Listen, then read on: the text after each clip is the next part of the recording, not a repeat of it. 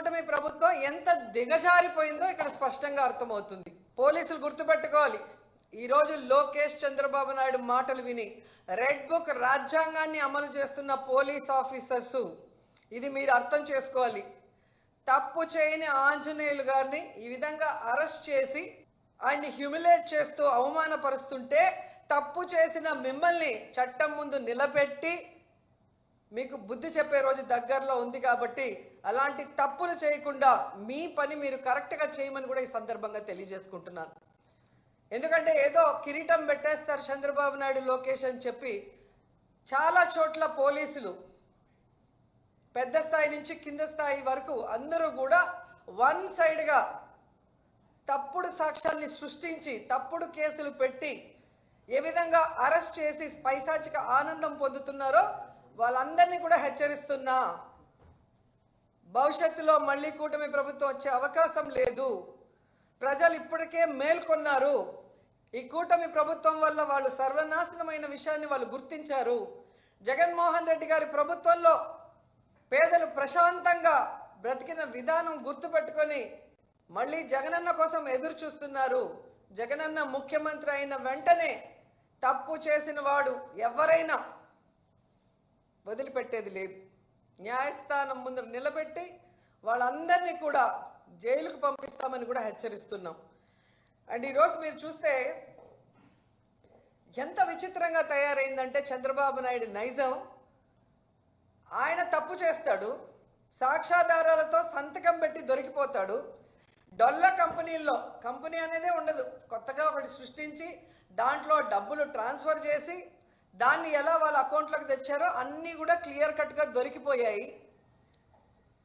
Skill development స్కామ్లో ED కూడా కొంతమందిని అరెస్ట్ చేసింది. కొంతమంది ఆస్తుల్ని అటాచ్ చేసి అవినీతి జరిగిందని ప్రూవ్ కూడా చేసిన తర్వాత నాకు కన్ను బాగలేదు, ముక్కు బాగలేదు, కిడ్నీ బాగలేదు, వయసు అయిపోయిందని దొంగ తిరుగుడు చెప్పి బెయిల్ తీసుకొని బయటకు వచ్చి ఏదో తాను తప్పు చేయనట్టుగా ఆ కేసుని ముందుకు నడిపించకుండా ఎలా ఆపేశాడో అందరూ చూశారు.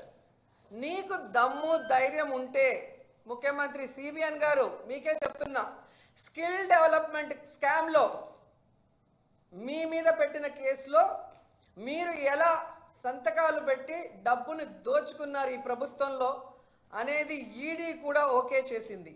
దాన్ని ఎందుకు సిఐడి విచారణ ముందుకు నడవనీయకుండా ఆపేశారు? దమ్ముంటే స్కిల్ డెవలప్మెంట్ మీద మీరు విచారణ చేయించుకోండి. మీ వల్ల కాకపోతే సిబిఐకి అప్పచెప్పండి. లేచి నుంచని చెప్పే పరిస్థితి ఉంటుంది. ఆయన 4 గోడల మధ్యలో కూర్చొని వాళ్ళ కార్యకర్తల మధ్యలో కూర్చొని మాట్లాడితే కాదు, ఒక్కసారి ఆత్మావలోకనం చేసుకోమని చెప్పండి.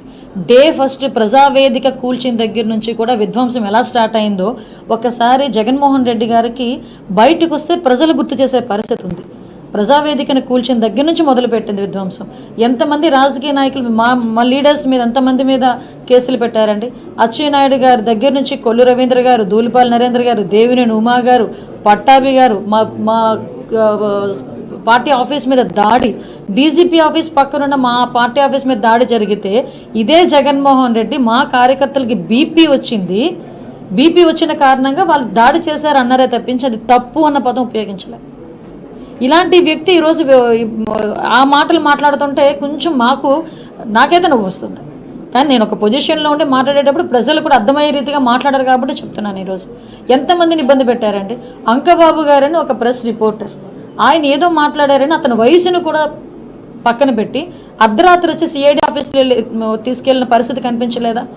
ఒక లేడీ అమరావతి మహిళ ఆవిడని కూడా తీసుకెళ్ళి, ఆవిడకి 60+ years, ఆవిడని కూడా సిఐడి ఆఫీస్కి అర్ధరాత్రి పూట వచ్చి నోటీసులు ఇచ్చి తీసుకెళ్లిన సందర్భం కనిపించలేదా?